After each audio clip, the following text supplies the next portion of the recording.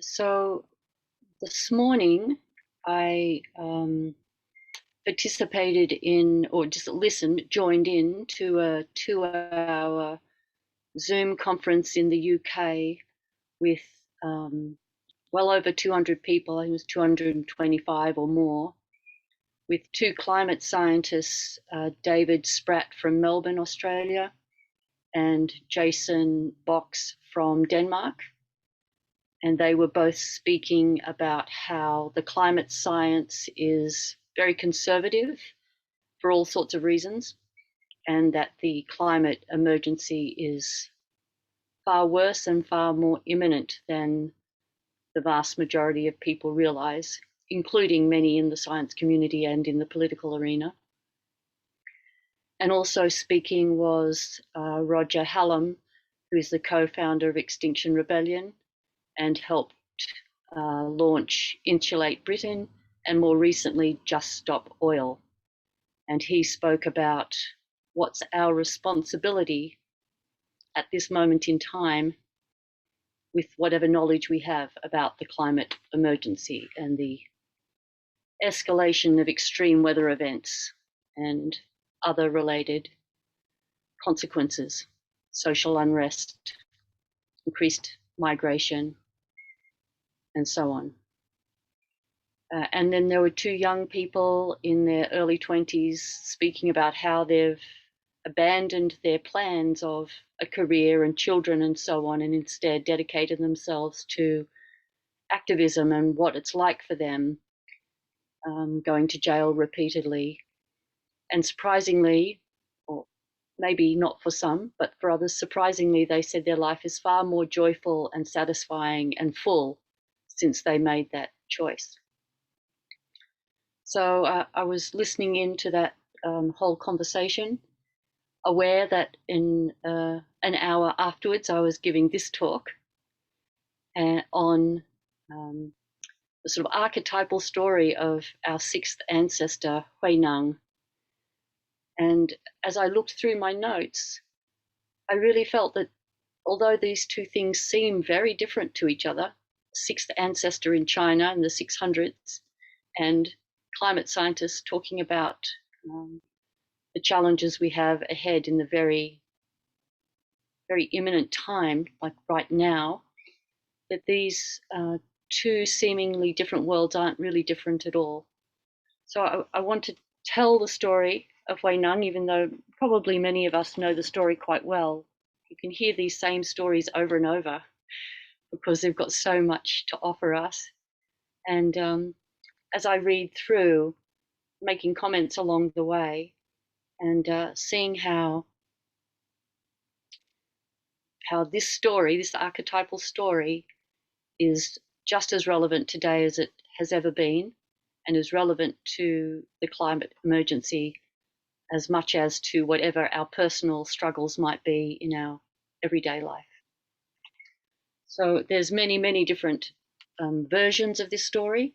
I'm reading the one out of one of our main texts, The Gateless Barrier, with commentaries by Robert Aitken. I'm reading his particular story, but there's another version of it here in Reb Anderson's Entering the Mind of Buddha, and another version in the Diamond Sutra and the Sutra of Hui-neng, which actually Scott Lowe gave me this book. He's here on this call. I would recommend this book because it's got the Diamond Sutra as well as the Platform Sutra, which is the writings of Hui-neng in the one book. It's kind of lovely to have them together because it was that sutra that woke Hui-neng up. So let's begin with the story. Hui-neng was called the sixth ancestor because he was the sixth in succession from Bodhidharma, who brought the seeds of Zen Buddhism to China. Hui-neng was born in 638, the son of a civil servant who lost his position and then died young, leaving his family penniless. It is said that Hui-neng had no schooling and that as a youth he peddled firewood to support himself and his mother. So I just want to stop at this first part because here's an example of a young person experiencing, in some ways, something a little different but similar to Shakyamuni Buddha.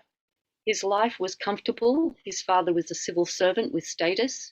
And then quite quickly, his father lost his position, so therefore the status got lost. They would have lost income and standing in the community. And then soon after that, his father died and he became penniless. So Hui-neng experienced as a youth comfort and ease and status, and then pennilessness. In his situation, it was not anything he chose, it was thrust upon him. Whereas with Shakyamuni Buddha, he was raised in comfort and status, and then seeing sickness, old age, and death, he then chose to step out from that into a simple life. So both of them made choices. In this, Shakyamuni Buddha made the choice to want to examine the causes of suffering, sickness, illness, old age, and death. And in this case, Hui-neng responded compassionately in caring for his mother, and no doubt her caring for him. So there's a parallel there. And we each have these things that happen in our lives where we tumble off some little mini pedestal, whichever it might be, and have to respond accordingly and appropriately. So that's what he did as a young person. He responded in a way of being diligent and caring. So one day, while delivering wood to a customer, he heard a monk reciting the Diamond Sutra. His mind opened and he experienced deep realization. One tradition states that this moment occurred at the lines, "Dwell nowhere and bring forth that mind." So even though Hui-neng hadn't been in a monastery and wasn't especially literate, so he hadn't studied, he had, with his body and with his heart and mind, had been living a compassionate life and a diligent life. And that created the conditions for him to hear the Diamond Sutra and wake up. So we don't always have to have done many years of formal practice. We sometimes can just be in the sort of formal practice of the life of hard knocks. Just the life of hardship can be our practice. And so the line that he heard, "Dwell nowhere and bring forth that mind." So to dwell nowhere is the same as dwelling everywhere. So a mind that dwells everywhere is a mind that's intimate with everything, that cares about everything, that does not feel separate from anything, has no sense of alienation or division. So the line in the Diamond Sutra is, "Dwell nowhere, bring forth that mind." And it might be sometimes a little easier to think of it as dwell everywhere. Dwell nowhere in particular. Dwell not in any one spot, but dwell in all spots. Bring forth that mind. And that's the line that woke him up. The young Hui-neng approached the monk and asked who his teacher might be. The monk said his teacher was the fifth ancestor, Hung-ren, who lived 1,000 or more miles away at a temple in Huangmai in North China. Hui-neng resolved to go there and study. A neighbor kindly agreed to support his mother, and Hui-neng set out, like the young Shakyamuni, to seek his spiritual fortune. Arriving finally at Huangmei, so the story goes, he was shown into Hung-ren's presence. So it's interesting that it was 1,000 or more miles away. It kind of reminds us that practice requires effort, and it takes time. There's an aspect of our practice that we don't need to do anything, it's right here now. And there's an aspect of our teachings that say Practice, practice, practice, one foot after the other, one zazen period after the other, one day after the other. Continue to be diligent with your practice, day by day by day. So this distance that he had to travel was a long distance. And it's kind of nice that in the story, someone just miraculously decides to provide for his mother so that he can go off. So there's a little sense of respect for our our biological ancestors, respect for the mother to not abandon her. He didn't abandon her. He made sure that she was cared for before he left. So then Hungren, who's the fifth ancestor, asked him, "Where are you from that you come to this mountain making obeisance to me? What is it that you seek here?" So he's opening up a dialogue with Hui-neng. Hui-neng said, "I come from Lingnan in the south. I have come this long distance seeking no particular thing, only the Buddha Dharma."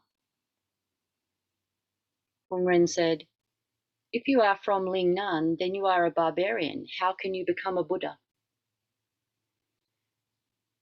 So Hungren wouldn't really have thought that.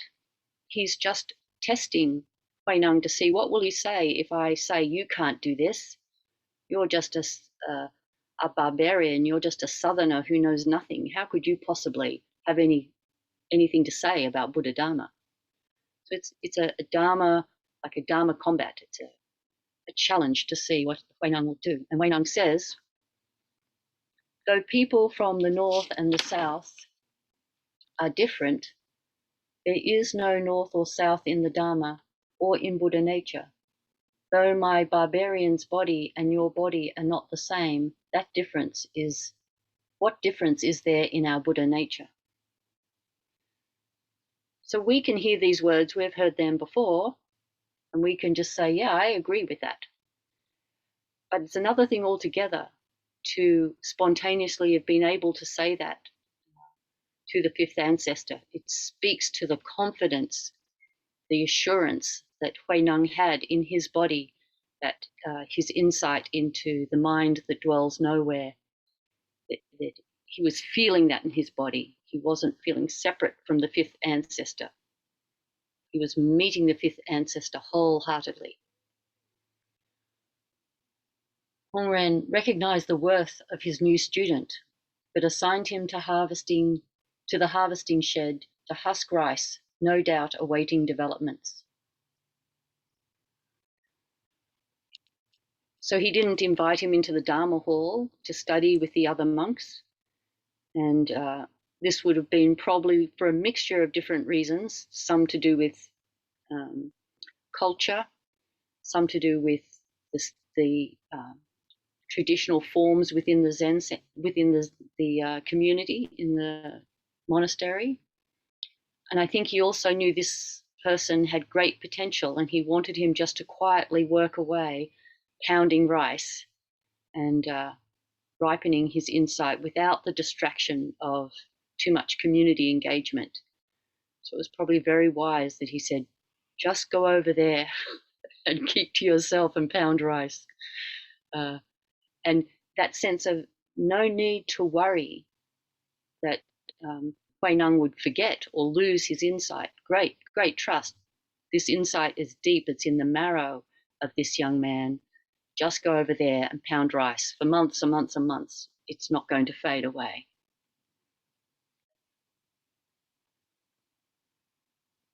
A few months passed and Hungren felt the need to name a successor.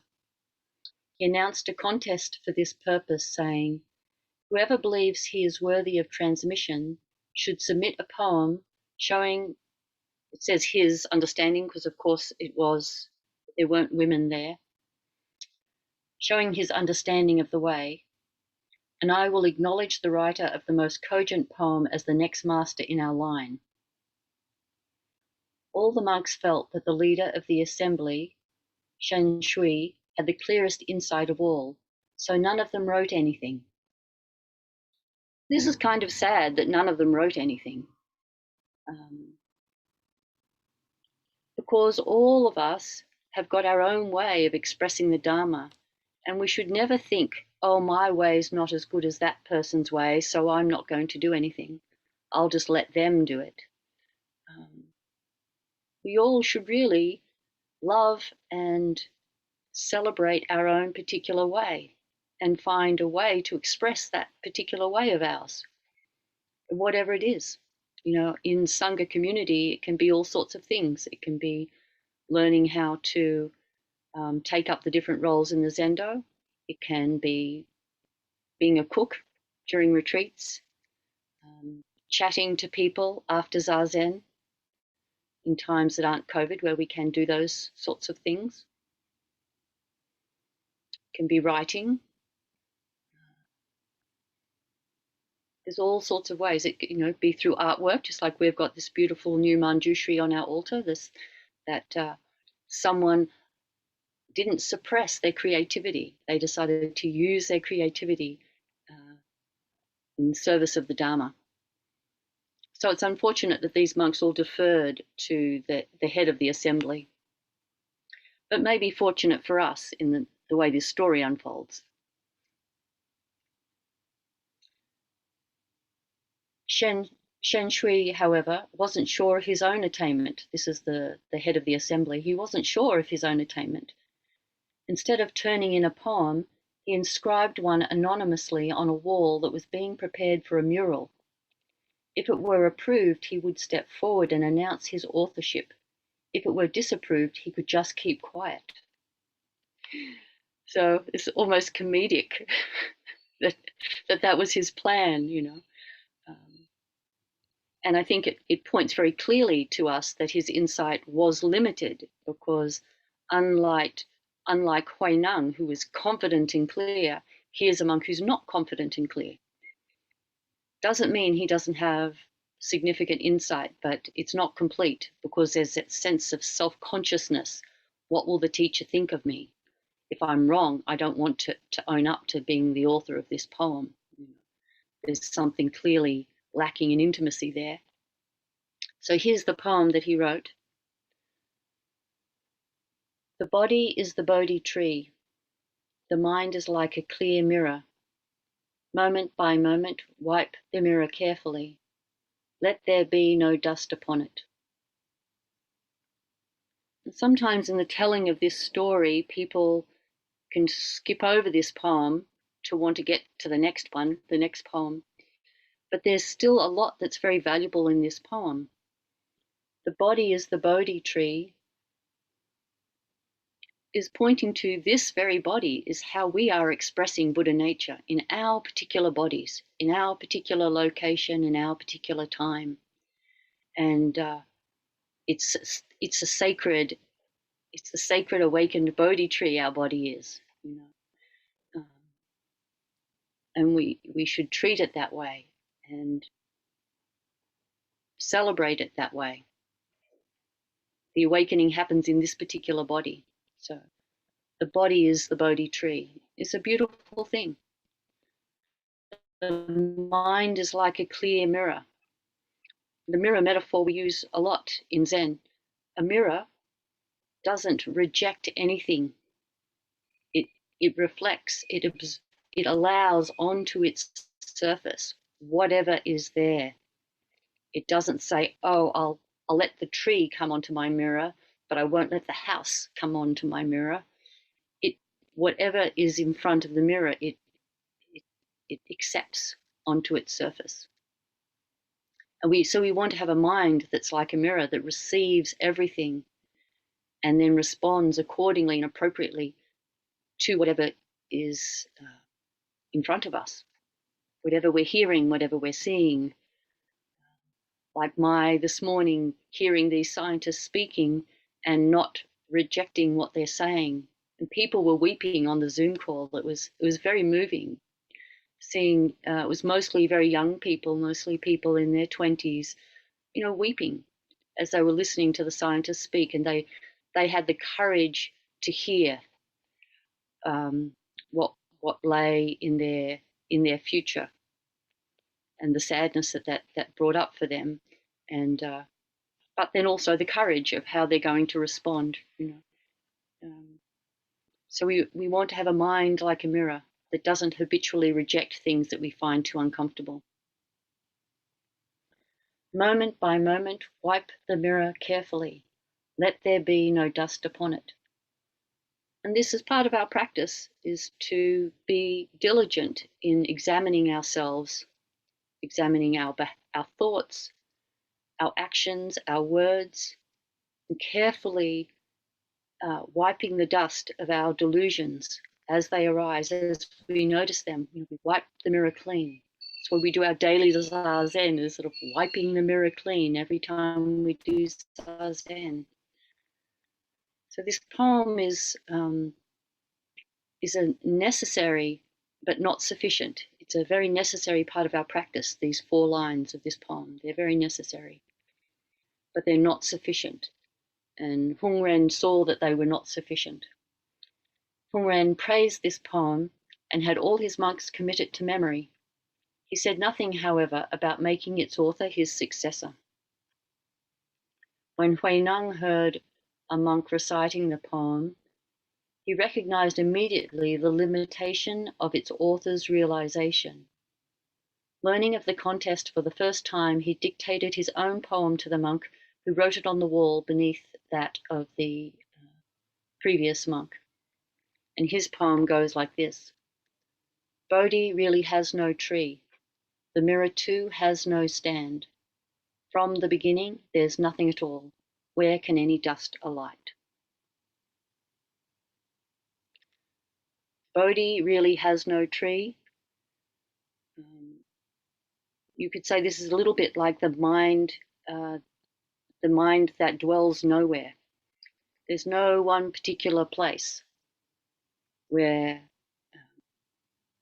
awakening resides or where awareness resides. There's no particular place. The mirror too has no stand. It's not fixed in any location. It's all pervading. From the beginning, there's nothing at all in particular. There's nothing and everything, two ways to say the same thing. Where can any dust alight? If there's no soul, how can it be sinful? If there's no fabric, how can it be stained? There's a purity that pervades everything and cannot be located. So this is his poem, very different poem. Although everyone was impressed with this second poem, there was quite a disturbance when it was rumored that the nondescript layman in the harvest shed had dictated it. Hung Ren recognized the worth of the poem, but he prudently rubbed it out with his slipper, saying it was of no value. This is an interesting rendition of the story. In other ones, it doesn't say that he rubbed it out with his slipper, because footwear, to rub something out with footwear is really, in China, would be seen as really quite a sort of a rude thing to do. So that he rubbed it out and said it was of no value is pretty, feels kind of a bit intense to me. And I've heard other renditions of the story where that's not what happened at all, that he just recognized the worth of the poem and just didn't make any big deal about it and just kind of wandered off. And I think I like that rendition a little better, because you would want those monks to have gone, wow, that is an amazing poem. You wouldn't want of those monks to have been confused and go, oh, it looks like a good poem, but maybe it's not. So I prefer the stories that say he recognized the value of the poem, but then just kind of diffused the situation and walked away, which we'll see why he did this.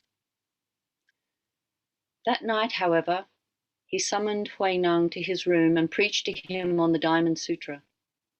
Hui-neng grasped the inner sense of the sutra at once, and immediately Hung Ren conveyed the robe and bowl of Bodhidharma to him as symbols of transmission. So in our tradition, there is like the begging bowl and the robe. This is a sort of a miniature version of the robe. The bowl and the robe are transmitted from the teacher to the student. That is the transmission, the passing on of the bowl of the robe, recognizing their insight. So that's what Hui-neng did. Warning him that jealous monks would seek to do him harm if he remained at the monastery, the teacher personally rowed Hui-neng across the river and advised him to polish his realization secretly for some time before emerging as a teacher. Something very beautiful about how the fifth ancestor rowed Hui-neng in a boat across to the other shore. Something very kind and caring that he took the oars and did the rowing and took him across to the other shore. And the other shore, of course, is a symbol of awakening from delusion, the other shore. One shore of delusion to the other shore of realization, which is the same shore, but the state of mind is different.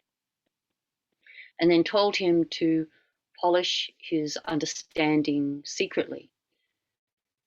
I do think sometimes in the West, one thing that has happened in recent times is that people are given transmission and permission to teach and move into a teaching role very quickly.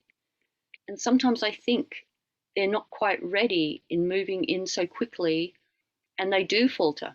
And we've heard the stories of teachers that falter. They get seduced by the power of their position and they make mistakes. Or the fame, and they make mistakes. They fall back into their deluded habits of mind. So I think it's very wise that where possible to move slowly and carefully as one moves into teaching, into a teaching position. So here it is in our archetypal story, the same cautioning. Polish your understanding quietly and secretly for some time before you come forward and teach.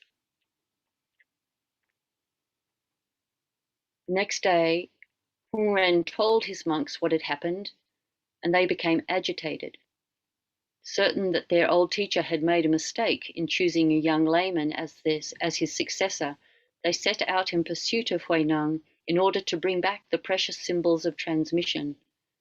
Ming, the head monk, a former general who was powerful in body and will, soon outdistanced the others in the pursuit. So that's part of the story then becomes one of the koans in our collection, case 23, Hui-neng, neither good nor evil. So I'll read the case and then say a couple of words and then make sure we've got a little bit of time for questions and comments. So here's case 23. Hui-neng was pursued by Ming, the head monk, as far as Ta-yu Peak. Hui-neng, seeing Ming coming, laid the robe and bowl on a rock and said, "This robe represents the Dhamma. There should be no fighting over it. You may take it back with you." Ming tried to lift it up, but it was as immovable as a mountain. Shivering and trembling, he said, "I came for the Dharma, not for the robe. I beg you, lay brother, please open the way for me."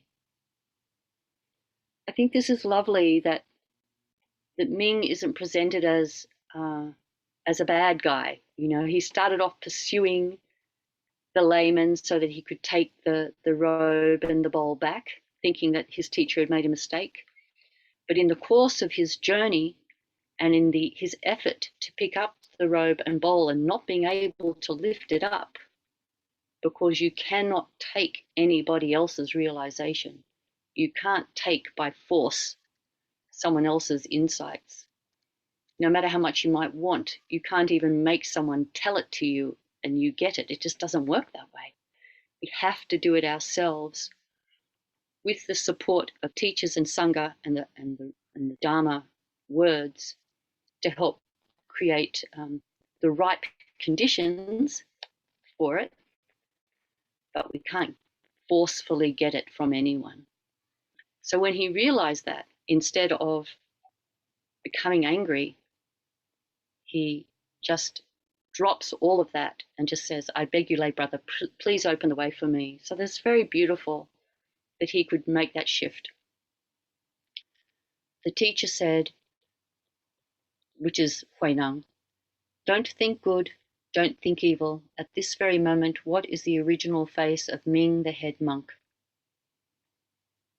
In that instance, Ming had great satori. Sweat ran from his entire body. In tears he made his bow, saying, besides these secret words and secret meanings, is there anything of further significance? The teacher said, what I have conveyed to you is not secret. If you reflect on your own face, whatever is secret will be right there with you.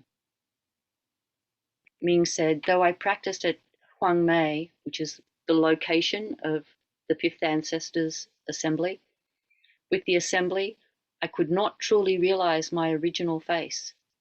Now, thanks to your pointed instruction, I am like someone who drinks water and knows personally whether it is cold or warm.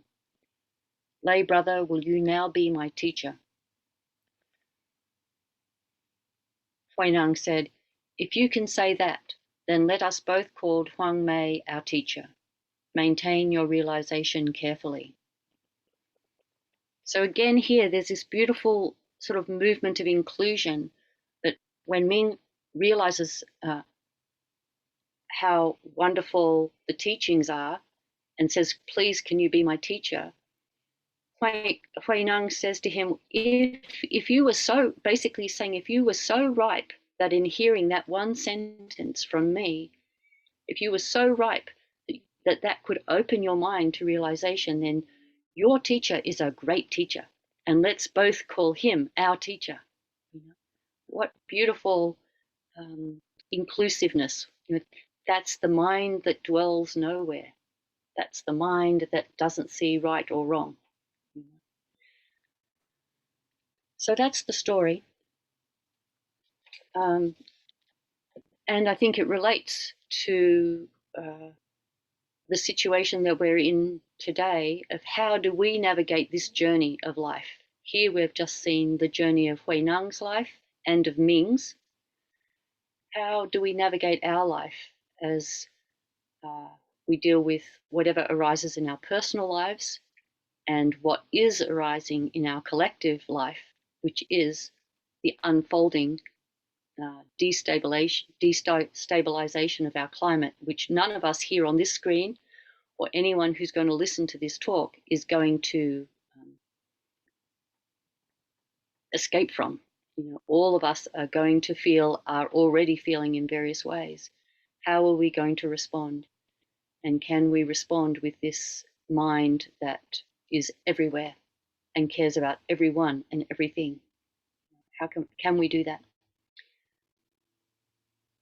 So let's open up to questions or comments. Please don't be shy.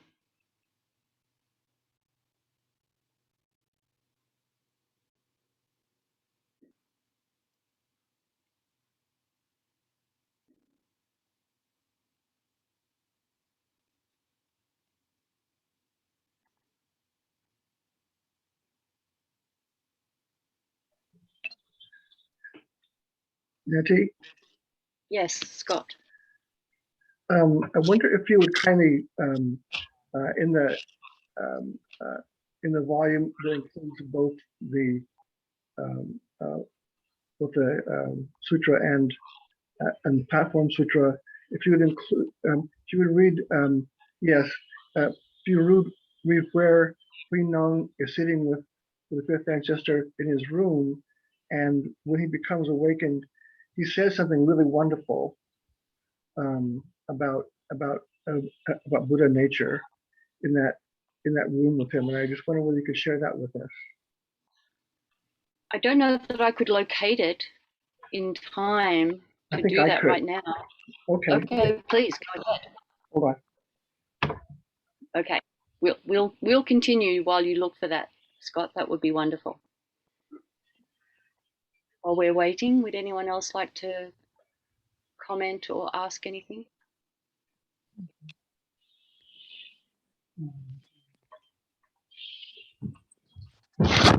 Good morning. Hi there, Rain. Good morning. Thank you for this wonderful, Yeah, wonderful, I wonderful found it. teaching.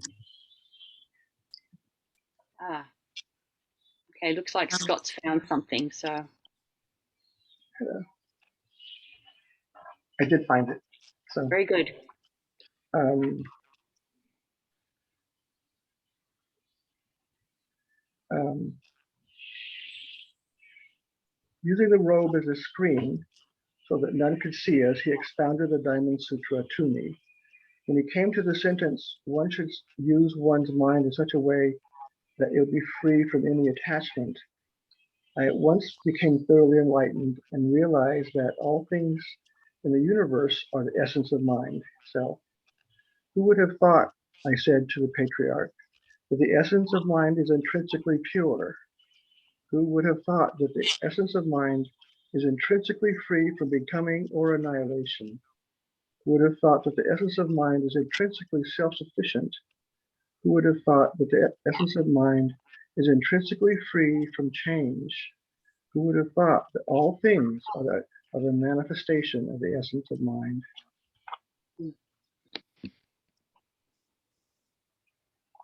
I just love that section very much. Yeah, that seemed very beautiful to me too.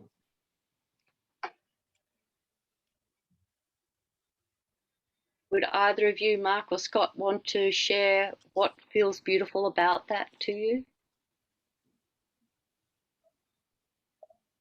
Well, for me, and I've read this many times because I love it so much. Um, it's such a sweeping statement about this just kind of sweeps everything out of the way. You know, every kind of particular that you can think of, any history, any planet, anything that we might have put forth as something different than Buddha Dharma or Buddha nature, and um, and it's so encouraging, and it's a statement that where he says that you know that this is something that you know that is eternal and never changes, and that the universe is that. So I just find it very deeply inspiring, that claim by Hui-neng. Well, thank you so much for being able to locate that so swiftly and share it with us.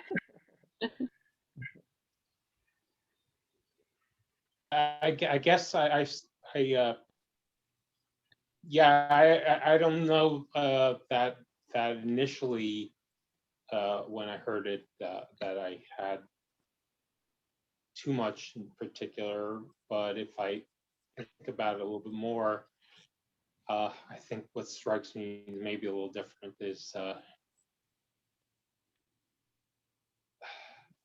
one of my biggest kind of general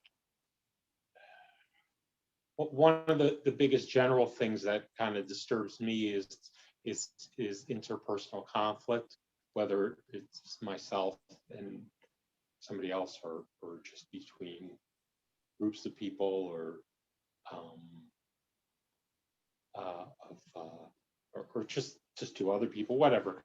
But and I guess kind of in a way, you said it was sweeping away. I guess it kind of seems to, yeah, kind of, you could say, I don't know, I'm kind of stealing the wording, but kind of sweeps away apparent differences and seems to be kind of a potential basis of bringing peace.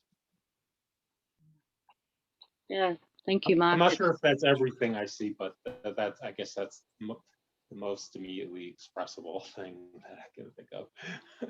Yeah, that's wonderful. Thank you. Yeah, you could say in a way that sense of indestructibility means we can relax a little no matter what the troubles are that are being dealt with. there is something bigger and which holds it all, and so therefore we can kind of trust in that while we're dealing with all the bits and pieces. We can trust in something bigger. Kind of Buddha nature is indestructible no matter what happens on this planet, and that I think is creates a kind of settled groundedness for proceeding. All right, well, I think we are close to the end of the time. Is there a last, Mavanwi, did you want to contribute something? I just have a question. Given that impermanence is one of the marks of existence, what is the mind that does not change then? Mm-hmm. Yeah. Well, I think, what do you want to respond? Do you have a thought on that you would like to say? I mean, in my practice, I have found nothing that does not change. So I hear that a lot, that which does not change and that which contains everything as being used as sort of the same description, but that which the mind of everything still changes. And so I just was wondering what your view of that was. Yeah. Well, one way to look at this is an example of the difference between the first turning teachings and the third turning teachings. So the first turning teachings talk about no self and impermanence and cause and effect and suffering. The second turning teachings are the emptiness teachings from the more sort of poetic kind of descriptions. And then the third turning teachings really emphasize Buddha nature, or sometimes translated just as awareness, all pervading awareness. And that is the teaching, that is the kind of, there's a permanence in that. So there's the impermanence of the relative world of forms, obviously, in all variations. But Buddha nature is not subject to causes and conditions. So Buddha nature, or true nature, or truth, or reality, or now, these are all various ways, that is permanent. Like now, you could say is permanent. It's permanently in flux. It's permanently it's ungraspable, but you can't get rid of it. I mean, now is a good example. No matter what anyone would want to do, you can't actually get rid of now. It's just always there. You can't grasp it, but it's never gone. I think that's the spirit of the Buddha nature teachings, the third turning. You can't get rid of them. No matter how badly a person behaves, they can't get rid of their true nature. They just can't, no matter how hard, how bad they want it, even if they're determined to be as bad as possible. They can't get rid of their true nature, the true Buddha nature. So it's impermanence and permanence held together.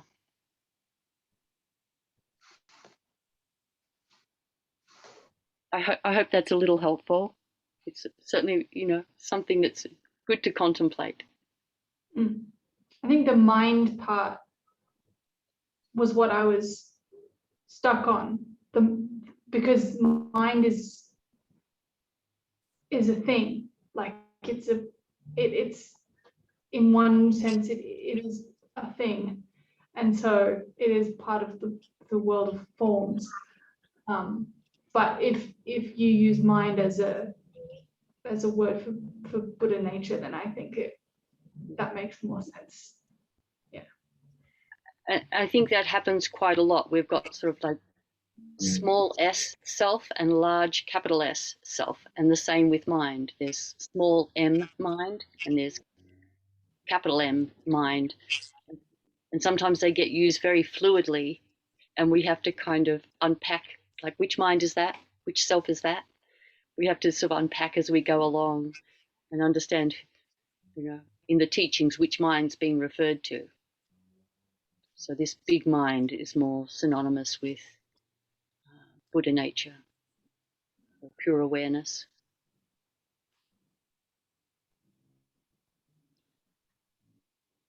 Well, thank you for your wonderful reflections and thoughts, contemplations.